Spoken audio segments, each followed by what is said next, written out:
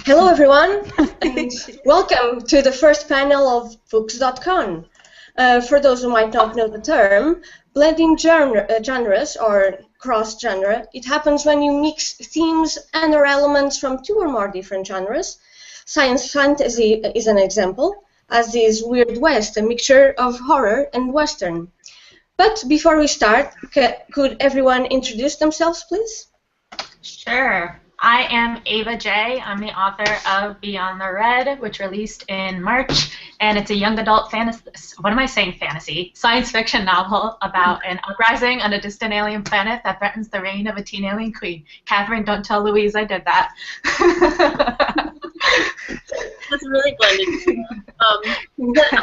So I'm Heidi. I'm the author of The Girl from Everywhere, and I didn't even think to bring my book from the next room, but imagine I'm holding it just like I did.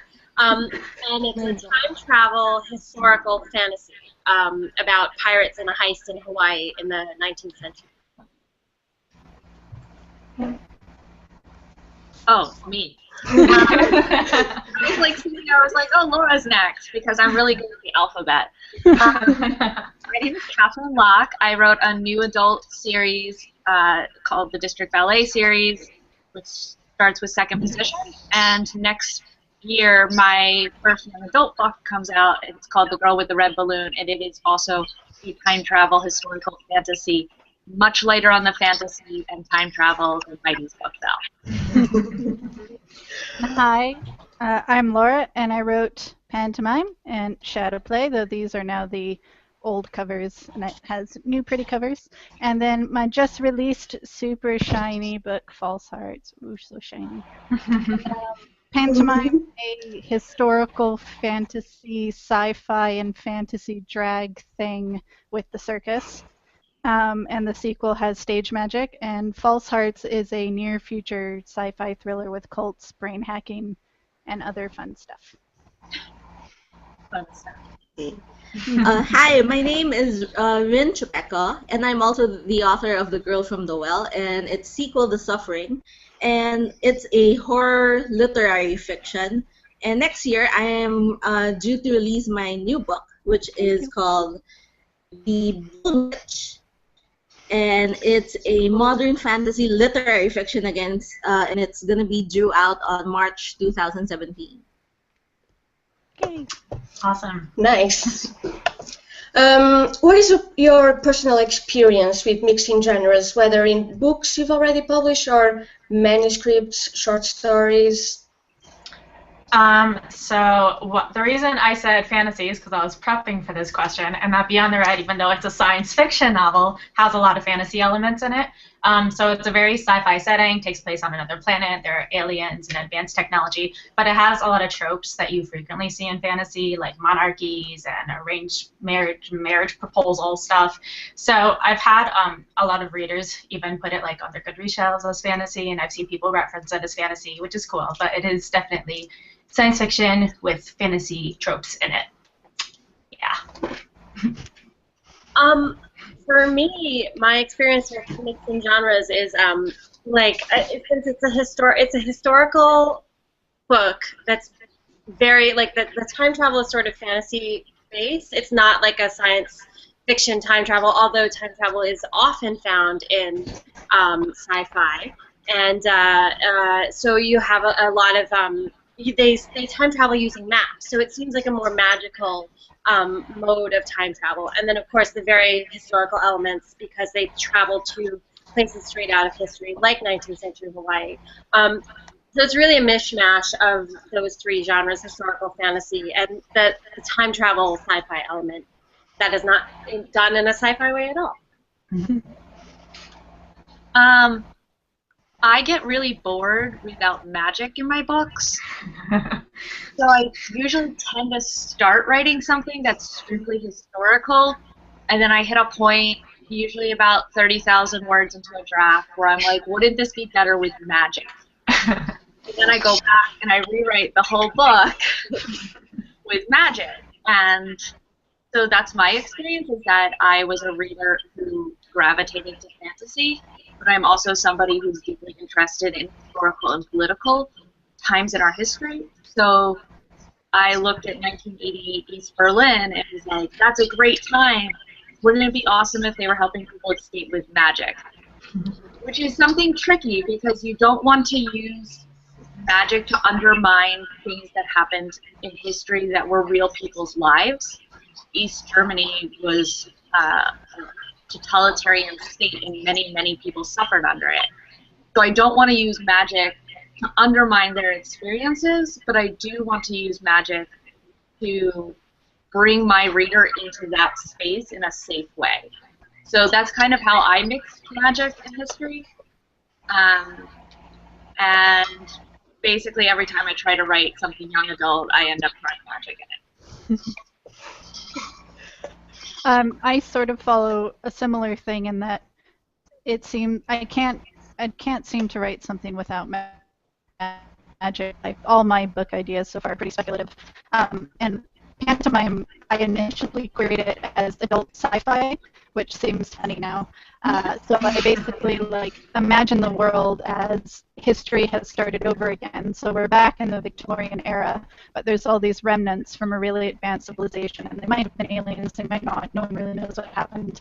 And there are also these possible mythical creatures called the Chimera.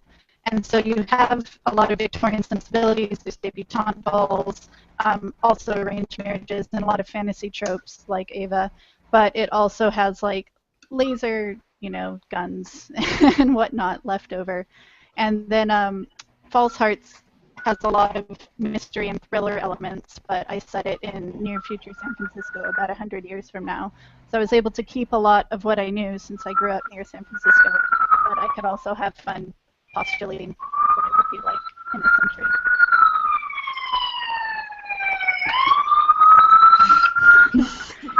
Who's the siren?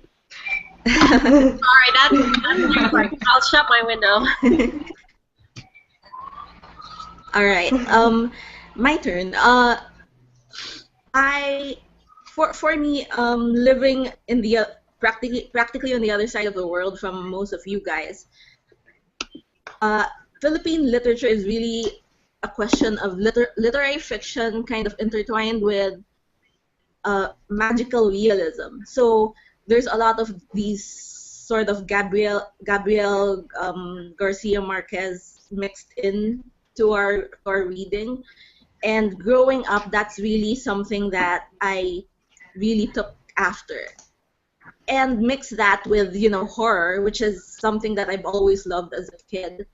And what comes out is this weird mismatch of horror literary fiction, which I'm sure is not really something that most people get to read, and based on it's based on a perspective of what most people would usually consider the bad guy.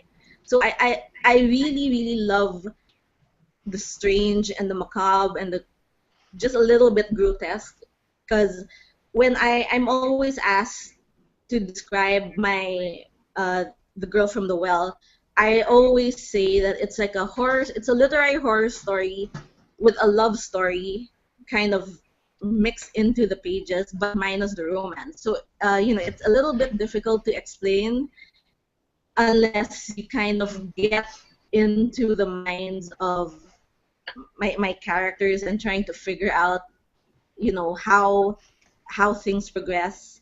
And it's really trying to find the weirdness of something and mixing it into something that we normally consider maybe young adult genre, like fantasy and horror, but always, in my case, I'm always trying to appreciate the strangeness that I could find in those stories and kind of bringing it to life and giving people more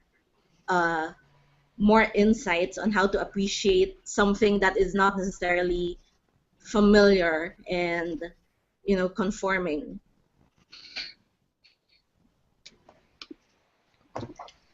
That makes sense. Did you come across problems when describing your manuscript, or even when querying or promoting the book? I know for me, my biggest problem was before I knew how to classify it for myself. So basically, while I was first drafting, I was thinking the entire time, like, is this science fiction? Is this fantasy? And that was before a lot of the world building stuff was worked out, so it was harder to figure out then. But once I'd gotten through more revisions and I did a lot more research on what exactly is the dividing line between fantasy and science fiction, because it can be kind of blurred sometimes, then it became a lot easier because I came to realize, okay, this is definitely science fiction. There's no magic. It's very technological, and things could all potentially happen based off science rather than some other magical element. So once I put that together and started querying, I didn't really have any problems after that. It was just more of figuring out how to pick the genre for myself. For me, the problem sort of people still do shelve the book as sci-fi on Goodreads, and I find that people who read it looking for sci-fi because they see time travel, they're like, oh, sci-fi. They are disappointed because there's like very little science. And it's funny, I actually wrote a time travel piece once. It was a musical theater piece, and it was totally science-based, like really physics-heavy, and like talking about loops, lines, endless cylinders, all that stuff. But this is not at all that. And my agent described it best when she said like that her initial pitch was, it's time travel, but not what you think, because like that's like the only way to describe it. Like it's really heavy on time travel, but it is not at all sci-fi. So even she was a little bit like trying to work on exactly how to pitch that element of it. But it is what it is, and I don't think it was negatively impacted by that too much, but it was definitely a little bit of a blip on the right out the gate. Okay, I think we lost Catherine, so okay. Laura, and we'll go back to Catherine when she comes back. Okay. So for me, I went kind of a different way than Ava in that the inhabitants of my world think that the technology is magic, and to them it may as well be magic. So I ended up classifying it eventually more fantasy, but I did initially query it through Angry Robots Open Door as adult sci-fi, which was basically the opposite of what it was marketed as. So I knew nothing Jon Snow. And I wasn't really sure what... I knew that False Hearts was sci-fi, but interestingly, the marketing of it, at least in the UK, is much more focusing on the thriller aspect. So they call it near future thriller rather than science fiction, to try and kind of access that larger crime market and things like that. So it's quite interesting. But querying pantomime especially was hard because, one, I wasn't very good at querying, and two, the pronouns were difficult as well because my main character is Micah, so I was trying to have it like half as she pronouns and half as he pronouns, and now in retrospect I could have just used they pronouns, but back in 2011 they weren't really having those sort of discussions as much. So yeah, like rambly. But basically, yeah, I didn't really know what to market or query anything else. Just kind of let the publishers do it later on. Catherine, you're back. Yes. Sorry, my internet just totally shut out. So I'm now on my neighbor's internet. I have their password. It's fine. They know. So this was whether we had a difficulty classifying our book. Yeah, and marketing the book, querying the book. Yes. I didn't query with this book. So I queried my agent first with a historical horror paranormal thing that she rejected, and then I queried her with my new adult romance. So this I didn't have to query, and I'm really glad because I have no idea what I would call this. My agent and my editor call it historical fantasy. I usually describe it as historical with a splash of fantasy because the fantasy is so light. I am really curious to see where they shelve this next year. I assume it'll be on teen fantasy and adventure in Barnes & Noble, but it might end up on just regular teen fiction, which is where they put all the contemporary and historical books. I don't know where they're going to shelve this. I used to worry about this a lot, and then I stopped worrying about it because my job is not to market the book. That's somebody else's job. That's sort of why I do fiction publishing. And so I've just let go, and I've sold one book like this, so I know that I can sell others like this, hopefully.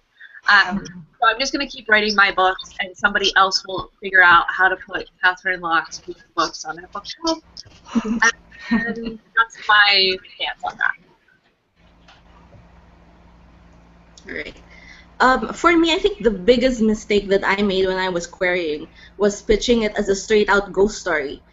And in the course of my querying, I kind of realized that there is a major difference between the American ghost story and the Japanese ghost story that I was trying to write. Because American horror stories are more like the TV series. You know, those gore, lots of jump scares, lots of, you know, maybe chasing people around.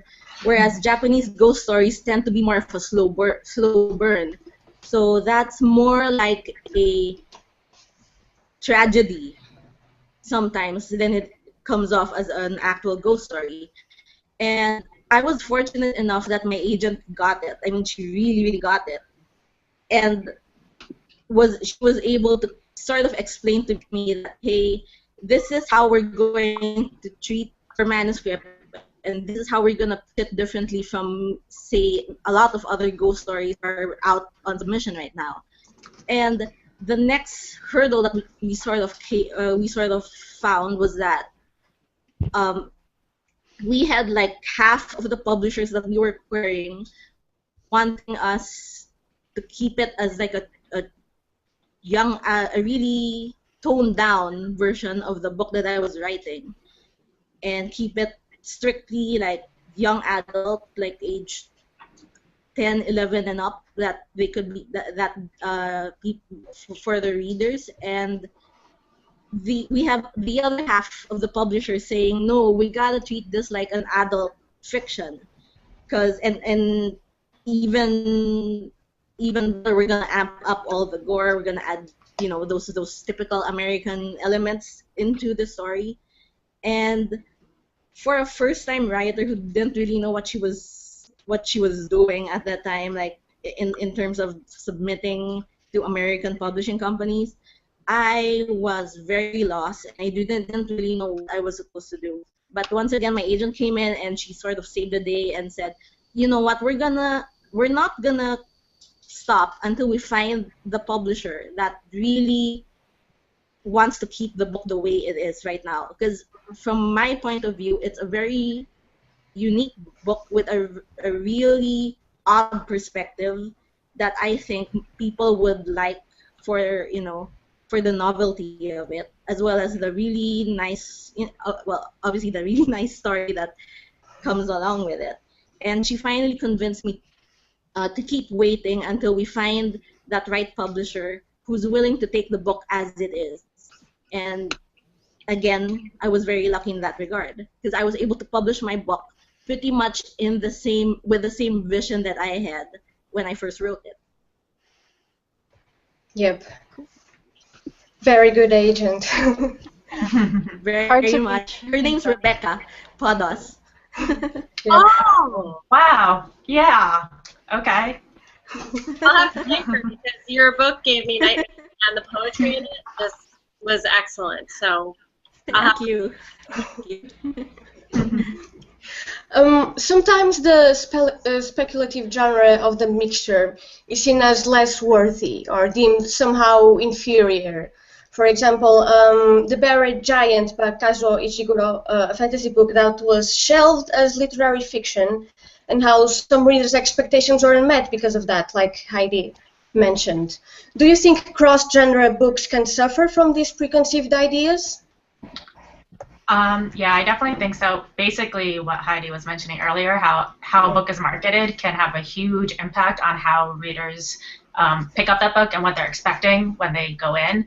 I think the biggest ones I've seen that have caused like conflict with readers has been between fantasy and historical fiction, kind of like Katie was saying, because fantasy, you know, we have these high pace and lots of magic, and like they go in expecting that, and if it ends up being more on the historical fiction side, where it has a lot less of those elements, but it was marketed as, you know, especially fantasy, then sometimes, you know, readers can come out feeling like, well, this wasn't really what I was expecting, it wasn't really what I wanted. And I've seen that with a couple books that's come out this year, which I haven't read yet, but have that crossover where they were expecting a lot more heavy fantasy and got more of a historical element that they weren't really expecting, which doesn't mean it was necessarily, you know, a bad book or anything, but it wasn't what they wanted when they picked it up, and it wasn't what they were told they were going to get when they picked it up. So I think it can be an issue, but it's not necessarily because of the book, it's just how the book is marketed. It's funny, the part of the question was about whether or not the the speculative part is less worthy, and I think I had the same experience. I agree with Ava basically. I think for me, I never find fantasy less worthy or anything. I am a total nerd for fantasy and sci-fi and all that the genre stuff. So when I and it's weird because my book is actually kind of still light on fantasy. It's still light on. It's like a father-daughter story, and so it's mostly people pick it up and they're like, oh, it's going to be, swashbuckling and this and that and mythical, magical things, but it's really a historical book, and it's about the downfall of Hawaii, and it's about this father and this daughter, and I think that sometimes it does cause a little bit of maybe not disappointment, but expectations weren't met. I haven't had problems with people being like, I hated it, but I definitely have problems with people being like, oh, that wasn't what I expected. But not because of the fantasy being too much, but because of the fantasy being too little. Mm-hmm. I have not yet gone through edits with The Girl with the Red Balloon, so I actually expect this to change because it was one of the things my editor brought up on the phone call when we were discussing the book, was that the same thing. The fantasy element is so small, I suspect she's going to want me to elevate that, which is typical for me. I only like to write one magical thing in a book, and then I kind of let the world building go well, I don't know. So Sounds I think that was something that came up when editors were reading, is that the fantasy element wasn't big enough, so the expectations weren't met in that way. Do I think it's going to suffer from that? Or do I think it has suffered from that? I think it has suffered more from not being fantasy enough than it has been for having fantasy, in terms of my experience on submission. And then I worry a lot, like I said, about using magic and fantasy in historical because these are real people's lives, and I don't want... Ironically, my book is about tampering with history, and I am very, very sensitive to tampering with history. So I think that's where my concerns about reader expectations and reception of the novel come, but I don't actually think it suffers from having a little bit of fantasy in it. And I think that perception is really something that happens in adult fiction and much less in young adult fiction, where fantasy is like a rite of passage. It's a way, tons of teens love fantasy. It's pretty much a genre that has remained strong regardless of the market. So I think I see that more in adult fiction, which maybe Laura can talk about, than I see in young adult fiction. Yeah, I think young adult gives us a lot more room to blend genres, because a lot of the time it'll just be the YA section of the bookstore and everything will be kind of all mixed up together anyway. For me, when I initially submitted Pantomime, I got an edit letter, and they wanted me to add more magic, which, to be fair, was fine because I really had very little as well, and I think bulking it up made both Pantomime more interesting and Shadowplay and Masquerade. I honestly now don't know what I would have done in the sequels if I'd had as little magic as I did in the first one. One thing that really annoys me is the kind of literary snobbery when it comes to genre, because like so much of the literary canon is actually sci-fi and fantasy. And it's like once it's old enough, they're like, okay, now it can be literature, like Frankenstein, even though Frankenstein is totally sci-fi. And in the animal side, I'm kind of interested to see how False Hearts is received, because it is, you know, being pitched as quite crime heavy, and a lot of crime readers are reading it who don't read science fiction or fantasy. So it's kind of interesting to see like how accessible they'll find, you know, my wall screens and my hover cars and my brain implants, along with the crime. So we'll see. Okay. Well, with me, it's not so much as what I was writing in horror, so much as how I was writing it. Because I wrote horror in a sort of literary fiction sort of way, and there was some consternation with a lot of publishers that we approached, because they didn't think that something like that was going to be very like a lot of people were willing to read literary fiction, much less horror literary fiction, which was very weird concept blend. And I can only say that in the Philippines, as much as there's a lot of literary fiction here, and in fact that's one of the bigger branches, the bigger genres here, there is a small group of speculative fiction writers who are really, really fighting and doing their best to kind of push speculative fiction forward and they're like trying to argue that speculative fiction deserves at least the same kind of respect and the same kind of recognition that literary fiction is enjoying here, and that there is more than one way to write a book. And literary fiction is just one aspect, and speculative fiction is just as equally good as at it. And in a country that's really, really entrenched in literary fiction, you know, given that I do kind of write in the literary style, it's very heartening to see like-minded people who are really doing their best, like short story writers, novella writers, novelists.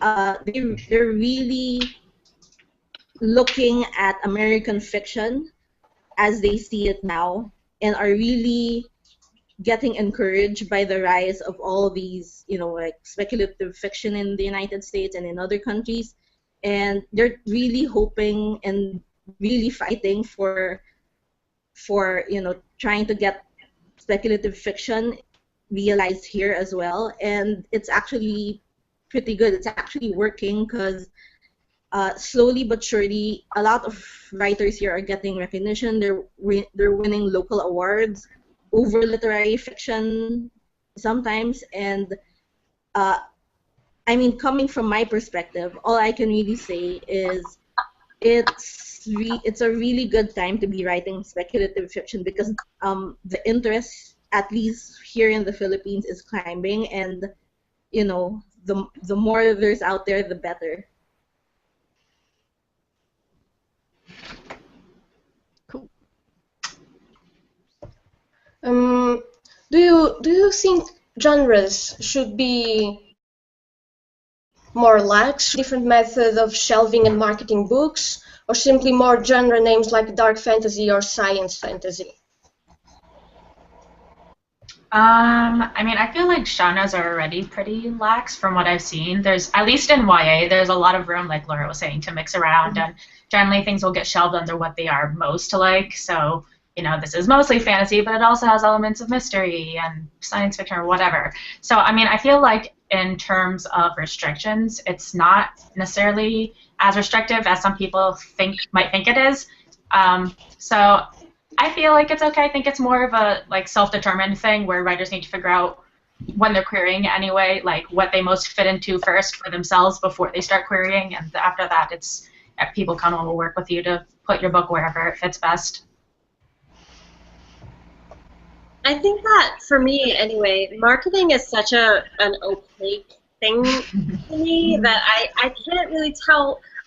I'm not sure if I buy books the way that everyone else buys them or if I buy them differently. Like I usually go through like just not only people that I like, but I don't usually go to bookstores and just kind of browse. I like Google things and I like say what's like this that I liked, and I think that as the information age at least becomes more as keywords and all these things become more like available to everyone, then we can search in new ways for books. I think that we'll find a lot more of like genre blending becoming easier. Like you can really, I know it's like terrible to admit that like I buy a lot of books online and on my e-reader and but living in a studio you have such a small space, but you can really find things that can that by whatever keyword they have on them, so they can be both sci-fi and fantasy, and then whatever you're looking for, you can just kind of I don't know. You can then dive into it and find these other elements, and it really helps broaden your reading list. I've found that I've really enjoyed books that I picked up for one reason, and then they turned out to be something else. So I don't think things need to be more lax or less lax. I just think that we're finding new ways to discover books all the time, and I think that that's helpful. I agree. Most of my book recommendations now come through Twitter. Yeah. One way, I'm like, well, I have to go get all these books because I saw on Twitter that they came out today, or I knew they were coming out today. So a lot of my book recommendations are coming through Twitter. At least in my Barnes & Noble, which is the only bookstore near me within like an hour right now, there's teen fiction, then there's teen fantasy and adventure, and then there's teen romance. And the difference between teen fantasy and teen fantasy and teen fiction doesn't bother me, but the teen romance does bother me. And I want that back into regular teen fiction for a couple of reasons. One, I think that teen romance are regular fiction. Being against separating that. And B, because it really drives me crazy that queer romance in YA is not shelved under YA contemporary romance. It's shelved under regular fiction. So I think as we're seeing more queer-based stories, I want to see all of that integrated so that somebody might pick up Simon and not know it's about a gay teen and just read it because it was in regular fiction and it was next to a book that they loved and it was also in So either integrating queer fiction into teen romance or moving all of romance back into YA teen fiction would be my ideal. In terms of how we market books, I think we've gotten very lax. And I'm totally okay with this. I don't mind at all. I don't see marketing departments and Twitter accounts like Epic Reads or Paris Reads doing things like they're not labeling books in their tweets or in their marketing materials. They're describing books instead. So they're describing a book like Heidi's as, a time travel about a historical, that there's maps, that it's about a girl and her father. So they're describing books more and labeling them less. And I like that. I think it makes genre books, so science fiction, fantasy, speculative fiction, much more accessible to readers who otherwise are reading contemporary or more realistic fiction. It makes them have a gateway so that they're not as like, well, I don't read science fiction. Oh, I might pick up that because I like reading father-daughter stories, and that sounds like it might be up my alley. So I actually think that we move towards less labels, and that's better. And yeah, I agree that I think the lax labels work quite well. And the False Hearts is kind of a weird beast that's hard to categorize. But the fact that they're still, marketing it quite well, thank you, publicist, and the fact that it's getting out there and getting reviewed in both mainstream, like I was in Heat magazine in the UK, which is quite big, and I was also in like SFX, So they've done a really good job of trying to hit both like the general reading public and sci-fi, because I do think sci-fi is going pretty mainstream. Like 20 years ago it was maybe considered a bit more weird to read science fiction and fantasy, but now like everyone watches Game of Thrones and everyone's seen Divergent, and so I think a lot more people are more willing to kind of jump, especially like kind of gateway books where it's like a little bit of sci-fi or a little bit of fantasy, but bridged with historical fiction or thriller or something like that. But I don't worry too much, again, about marketing because I don't really know that much about it. It's not really my thing. I tweet about my books occasionally and say, please buy them in not so many words. And that's about the extent of what I do. And again, I get most of my book recs through Twitter or through my friends, so I don't know if like technical like marketing, advertising revenue really like works on me per se. Maybe it does and I don't realize it. Book idea. Yes. Well, I can't really say much about how books are organized in the US, but in the Philippines, we're actually like the world's #1 user of social media accounts, which is surprising that we're one of the worst internet, as you can probably hear now.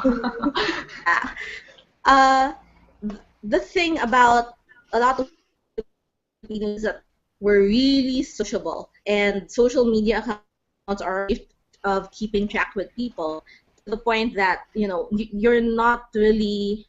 I mean, a lot of people say if you have an internet connection, not really Filipino unless you have like a Facebook account, and where all your friends are in, and we also have like a lot of Filipinos on Goodreads. I think they're like one of the like major demographics there. And the thing about Filipinos is that when they really appreciate something, when they really like a book, they really want to help it spread through word of mouth too. And when it comes to, I guess, classifying them as a certain kind of fantasy or a certain kind of science fiction, it really matters to them much. So what's really important is that they like the book, and if their friends recommend it, and that's in a lot of cases that's good enough for them. So it's not. I don't think that at least here in the Philippines, it's not really the classification of books that's important. It's how many friends you like that also like the book and will do everything in their willpower to like force the book in your face until you actually pick it up and read it with them. That's how really social and how some people here are about their books. I've always noticed that on Twitter is that the Philippines book community is so active and lively and supportive. Oh, yeah. It's really I've noticed Singapore as well. Yeah. Singapore as well. It's cool. Yeah, it's really neat. Yeah. What genres would you like to see mixed more often? Do you have ideas? I have 2 answers to this, and not because it's not done already, it is, but just because I love it. Science fantasy is awesome. It mixes my 2 favorite loves into one, so probably why I wrote a sort of science fantasy-ish thing. Also, but literary plus spec-fic is so cool. I love it when I see that, when I can admire like the writing as much as I'm admiring the story. Not that I don't otherwise, but when you get a book that is just like really beautifully written and is also packed with action and magic and all sorts of things, it's just like my favorite thing ever. And an example of that, which is an old one, is Shatter Me by Tahira Mafi. I don't know how many of you have read this. It's a young adult dystopian novel, but the writing is like reading poetry. It is fantastic, and it's not actual poetry, but it's really hard to describe if you haven't read. And I feel like it's one of those love-hate things. I've seen readers who just didn't like that kind of style, but if you like seeing like really literary writing, books like Shatter Me are awesome. Again, I'm just fighting off of what you said, but science fantasy is really amazing to me. I love that sort of thing. That's one of the reasons I think I loved your book so much. I love Beyond the Red. Thanks. And sort of like the uncertain grasping of the throne, and yet there's things I can't remember the words, but you know what I mean. Like all this stuff that's going on. Yeah.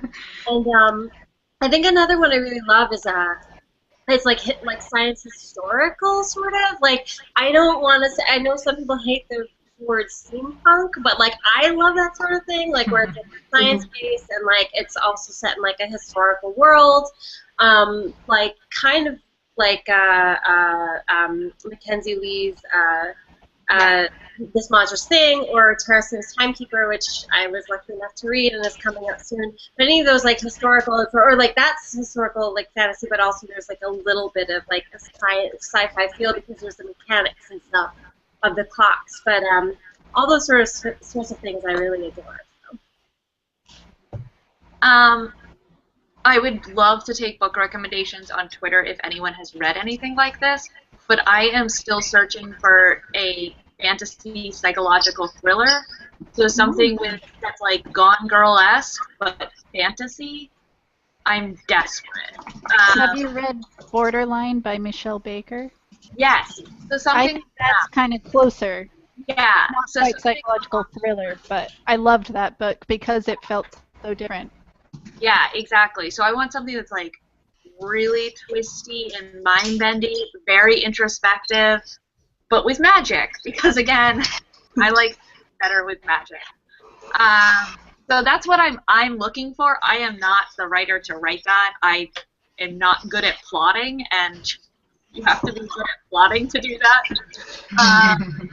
So that's not something that I will be writing, but that is what I'm looking for. And I also think that is with the rise of science fiction and fantasy in more popular reading, and the rise of psychological thrillers like Gone Girl, I actually think that that's something in 5 to 10 years that we're going to be seeing on the market. I keep saying the market, like The market. So I think that that's something that we're going to see meshing together as both of these things rise in popularity, whereas like 10 years ago, this was like those were really niche genres. Mm. I really want a fantasy psychological thriller now. I'm mentally looking at my book list, like my books to write queue, being like, Yeah, you're right. Yeah, because I used to think I wouldn't be able to write a thriller. In fact, one time I joked to my friend Wesley Chu. I was like, "Ha ha! Can you imagine me writing a science fiction thriller?" Because I used to think I was really bad at plotting, but I guess like I don't know, maybe I'm not as like bad as I thought I was at it. So yay! But yeah, I really like steampunk too, and I find it kind of sad that it seems to be hard for it to be really taking off in literature. Like the aesthetic's really popular in cons and things, but you haven't really had too many breakaway successes. There was Bone Shaker, looking at my shelves. Bone Shaker by Sherry Priest did quite well, but it seems to be something that's hard to gain traction. I also really like literary fiction mixed with speculative elements. Like Margaret Atwood's still one of my favorites, even though it annoys me. She's like, it's not sci-fi. Yes, it is. And other things like that. I'm trying to think of other ones. I'm like twisting around at my bookshelves, being like, But yeah, science fantasy is one of my favorites as well, where you're not quite sure if it's magic or if it's technology or if it could be both. And I like playing with the line between magic and tech because it's really just how much the people in that world understand its mechanisms. Because probably even like the most fantasy of fantasy would somehow have some sort of physics basis. We just wouldn't really know what it was or how to describe it in technical terms, I suppose. But yeah, mush together all the things.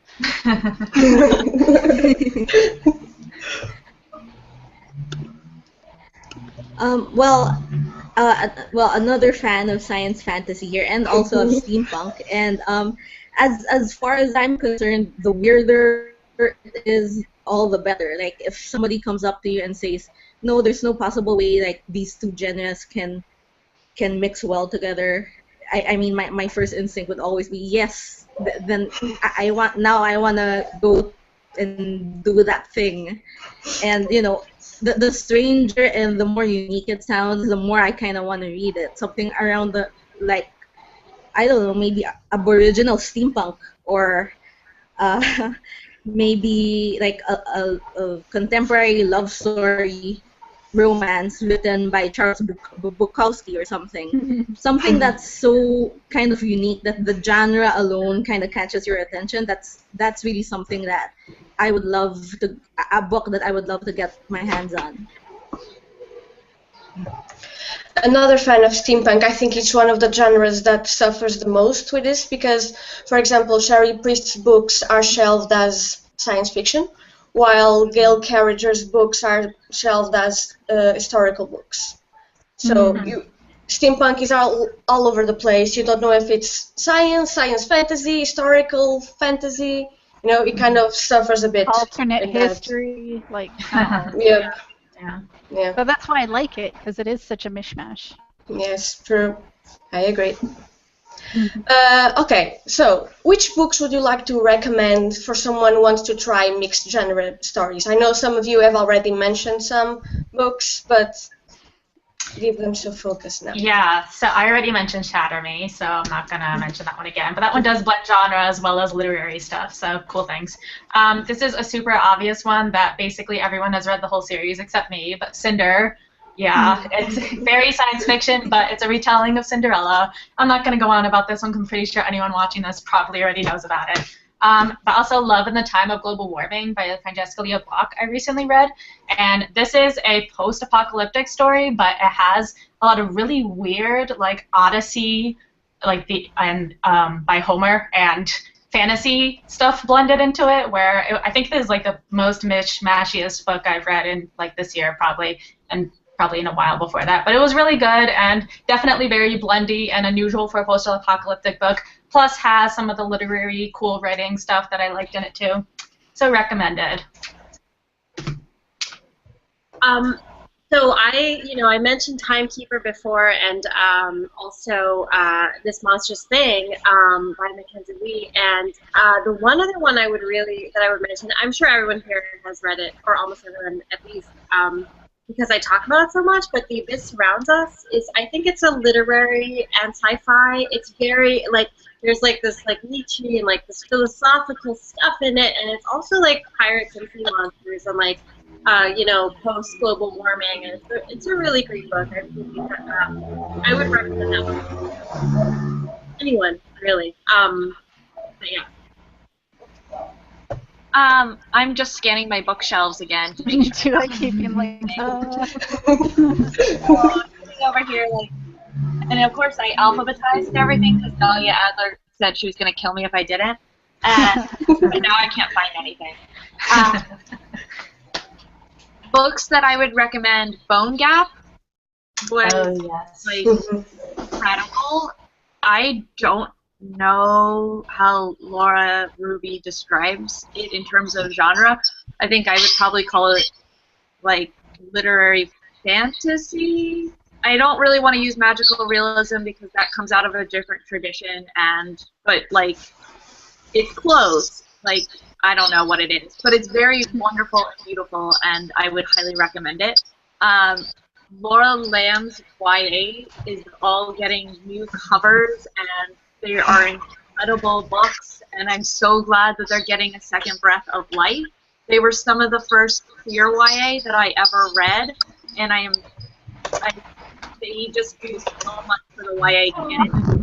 Just from that perspective, but also I think they're really, especially for when they were published, they really broke out of the genre. I remember reading them and being like, can she do this? So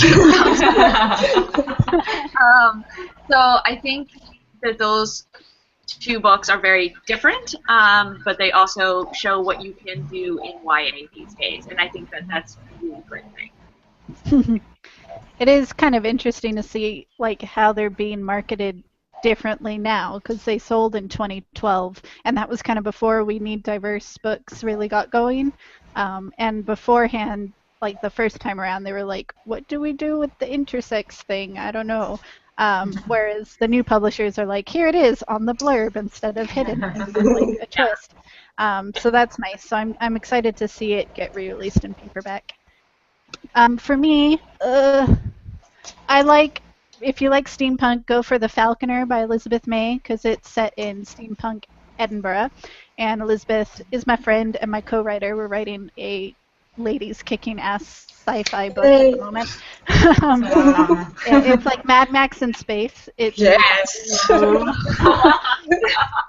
yeah, The Falconer is steampunk Edinburgh with a lot of fae and folklore elements, and the main character is a debutante by day and then kills fairies by night in revenge. And she engineers her own weapons, and she's really like badass and cool. And Elizabeth has a PhD in anthropology and folklore, so she's drawing on a lot of the like Scottish tradition and did a lot of research into being period accurate with both the language of Gaelic and the time period. So it hits that sweet historical fantasy steampunky note.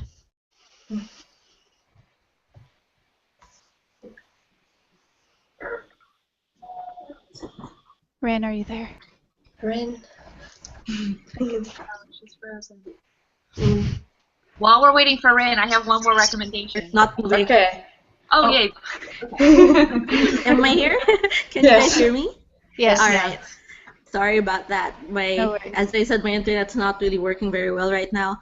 Well, for me, I really second This Monstrous Thing by Mackenzie On my Lee, because list. that is really awesome. Like steampunk Frankenstein, that is one of the things that I really, really love about mixing genres. The weird and wonderful things that you can come up with.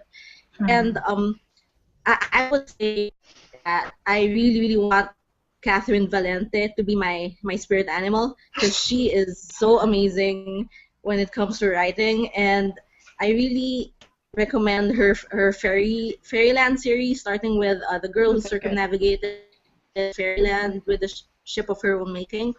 It is one of, it really blew my mind. It's one of the things that made me really love the whole concept of blending fairy tales and these, like, it's a bit magical realism and a lot of literary fiction done right. And I'm really speechless when it comes to a lot of her books, from Deathless and Palimpsest. If you really want to start out with something that's so profound, I really recommend her. Catherine, you had one more book to recommend? Yes. Winter Spell by Claire Legrand is a Nutcracker retelling, so it's historical with fantasy, and it's one of the most beautiful and dark Nutcracker retellings I've ever seen. It's based on a really dark ballet version of the Nutcracker that used to be put on by the Pacific Northwest Ballet. So I highly recommend that one too, in terms of seeing something that starts out really purely historical and then with a crash goes into fantasy. Okay. Okay, so we have time to one more question, so I'm going to pick one from the audience. Corinne asks, if you experienced any resistance to genre blending, whether from agents, editors, or reviewers, especially when it gets weird. Anyone who wanted one or another, wanted it to be more easily defined, or got straight up confused? I think the only resistance I had was while I was querying, and initially when we first went on submission, Beyond the Red was pitched as new adult, because at the time new adult spec fic was something that looked like it might happen. But I'm glad we decided against it, because that did not happen, and it fits as young adult really well. So, I mean, that was really the only resistance we had, and it ended up being a good thing. So that's just about it, basically, for me anyway.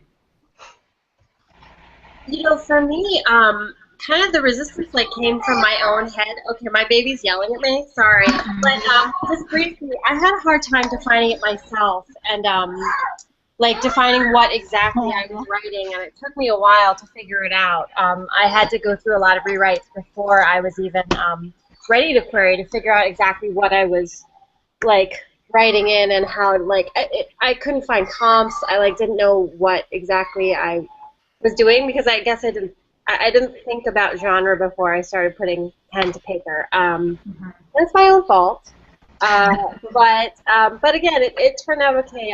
Everyone else kind of who was interested in the piece, I feel like is pretty genre forgiving. So. Like I said before, the only pushback that I had was that there wasn't enough fantasy. And I had pushback on the Holocaust element, but I did not have any pushback on the fact that I combined history and fantasy together. I hope that I don't get any. I'm pretty early in the process with my blended book. My new adults were pretty straightforward contemporary romance. So that's it from me. I think I had probably less than you'd expect, considering how kind of off the wall my books tend to be by tradition. So Pantomime ended up technically being like the first submission for the now departed Strange Chemistry young adult arm, and they were on the whole fairly supportive, and they didn't seem bothered by the fact that it was sci-fi/fantasy. They just said, like, we're going to market it as fantasy because the sci-fi is not the focus, it is more fantasy focused. And they were kind of confused as to how to market the whole intersex thing. And I think in retrospect, perhaps didn't take the best approach, but not really out of malice, just kind of out of ignorance and being unsure how to go about it. Like, I can kind of see how they thought keeping the intersex part as the twist would kind of make people talk about it more, but it also made it hard for me to talk about what the book was actually about. So that was probably the only kind of difficulty I had. And when I was writing False Hearts, I thought it was so weird I kept calling it Bonkers Book. I thought it would never... I wasn't sure if it was going to sell because it is like cults and brain hacking and, you know, formerly conjoined twins and there's a lot going on in the book, which a few people have commented on, but it turns out it was actually pretty commercial, so that surprised me.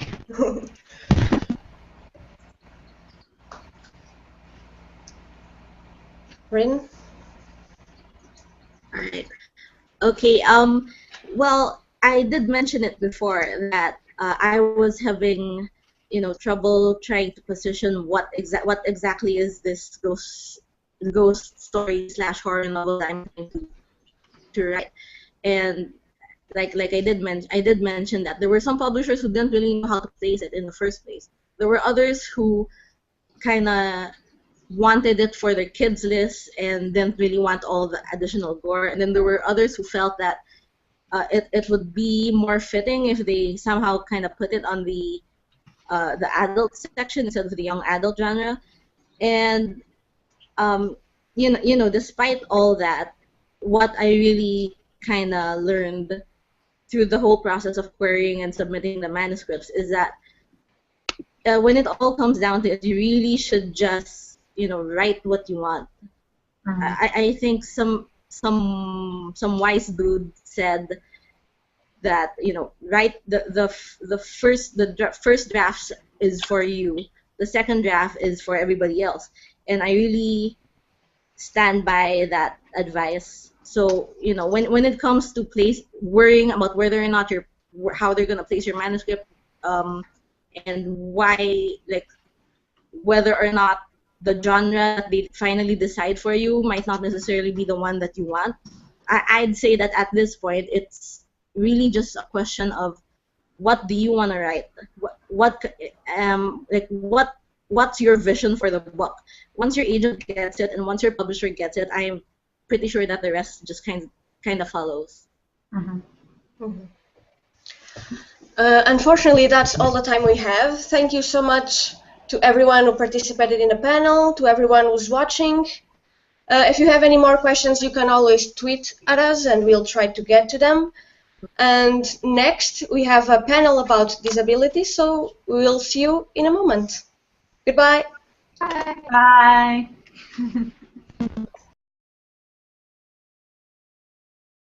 Map. So it seems like a more magical mode of time travel. And then, of course, the very historical elements, because they travel to places straight out of history, like 19th century Hawaii.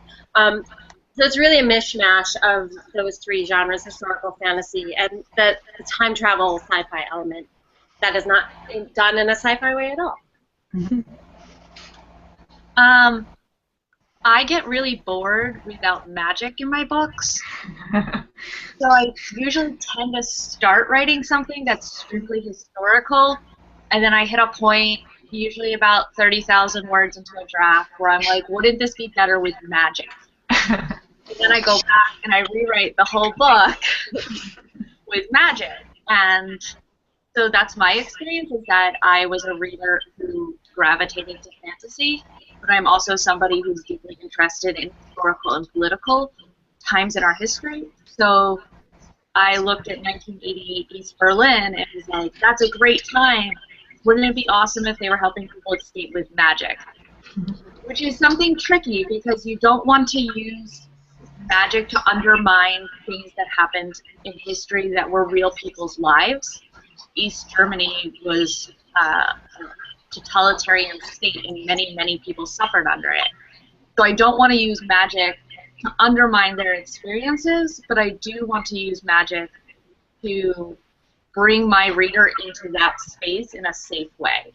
So that's kind of how I mix magic and history.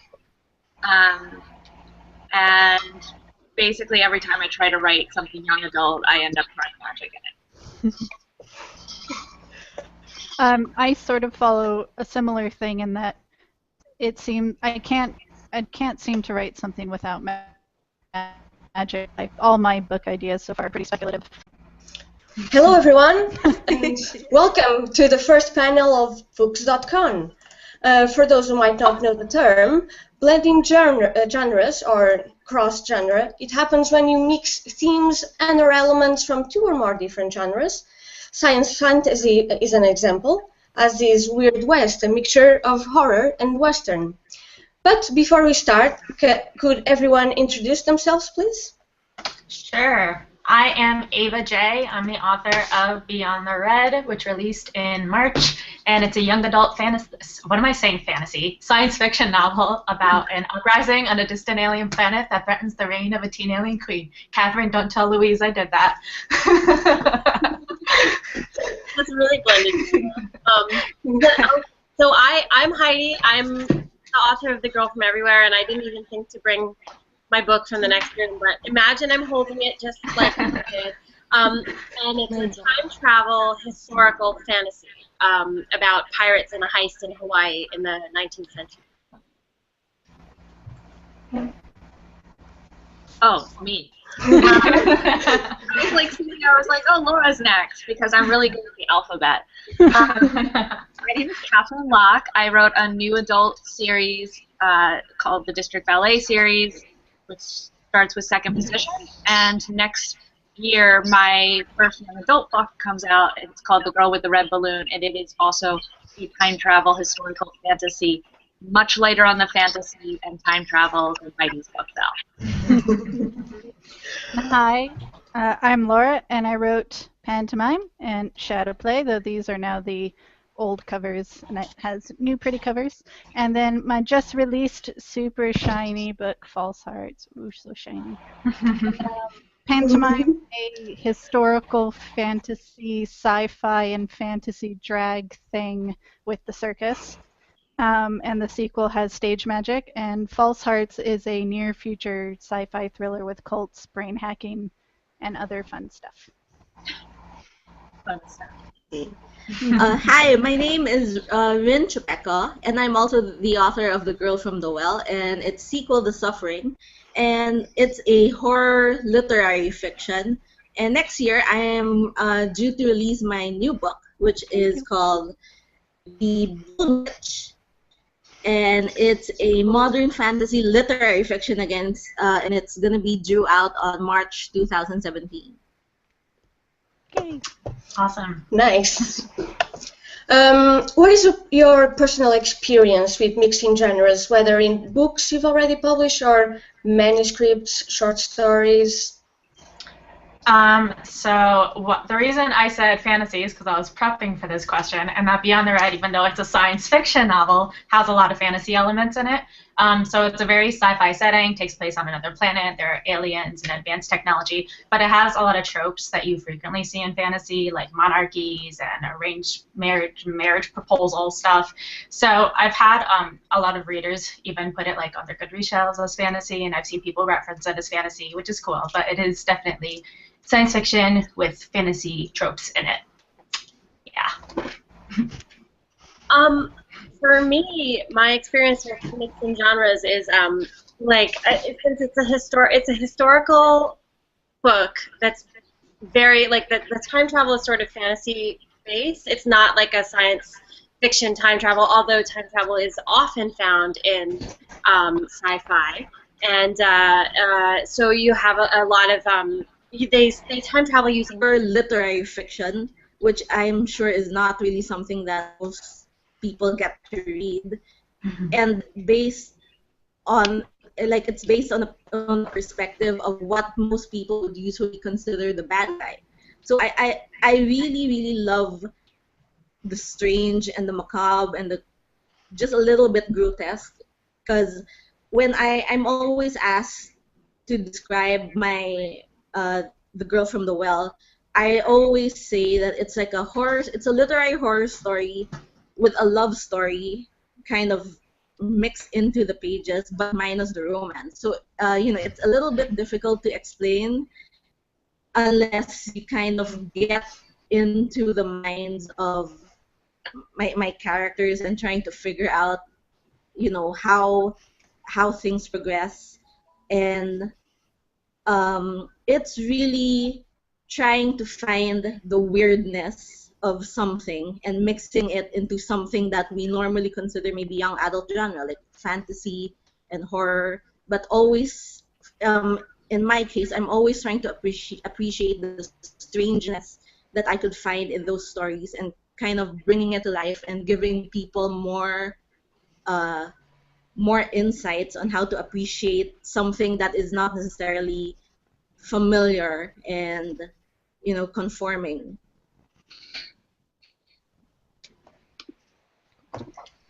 That makes sense. Did you come across problems when describing your manuscript, or even when querying or promoting the book?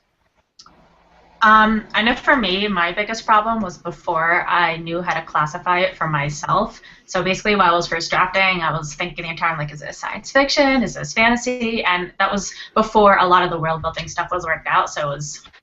And pantomime, I initially queried it as adult sci-fi, which seems funny now.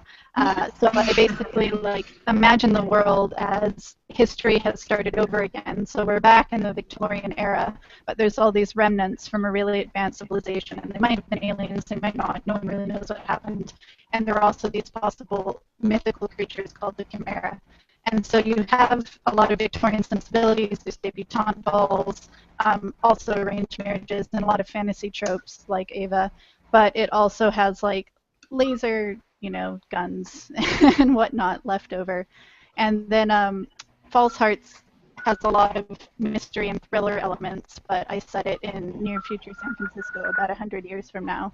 So I was able to keep a lot of what I knew since I grew up near San Francisco, but I could also have fun postulating what it would be like in the century.